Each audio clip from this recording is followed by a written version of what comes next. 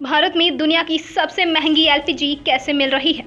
तो इसका जवाब मुद्रा की क्रय शक्ति के हिसाब से इसका कैलकुलेशन करने पर मिल जाएगा। लेकिन उसके लिए हमें इंटरनेशनल इकोनॉमी से जुड़े कई सारी बातों को समझना होगा।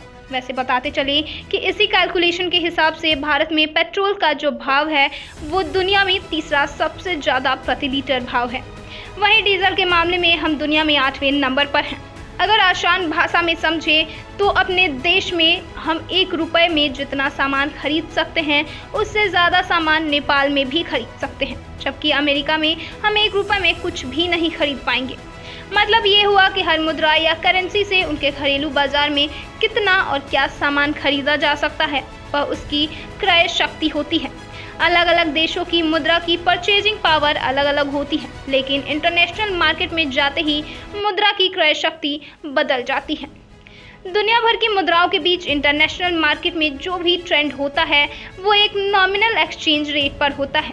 इसी के हिसाब से किसी देश की मुद्रा की क्रय शक्ति तय होती है। वहीं हर देश में लोगों की आय में भी बहुत अंतर होता है।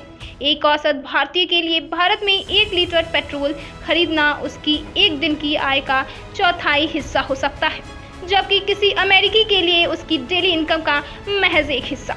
इस तरह परचेजिंग पावर पैरिटी का फॉर्मूला तय होता है, जो ये बताता है कि किसी देश के एक नागरिक की क्रय शक्ति दूसरे देश में जाकर कितनी रह जाती है। उदाहरण से समझे तो भारत में आप 100 रुपये में जो जिंदगी जी सकते हैं, अमेरिका में वैसी ही जिंदगी जीने के लिए आपको $4.55 चाहिए होंगे। यानी परचेजिंग पावर पैरिटी के पैमाने पर $1 75.84 रुपये की जगह इंटरनेशनल मार्केट में महज 22 रुपये की वैल्यू रखता है। परचेजिंग पावर पैरिटी के इसी फॉर्मूला के हिसाब से जब आप कैलकुलेशन करेंगे तो आप पाएंगे कि हम भारतीय दुनिया में सबसे महंगी एलपीजी खरीद रहे हैं, क्योंकि हम इसके लिए इंटरनेशनल डॉलर में $3.5 की कीमत अदा कर रहे हैं।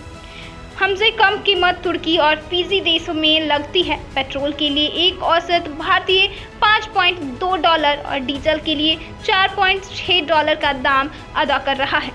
ब्यूरो रिपोर्ट, दिल्ली समाचार।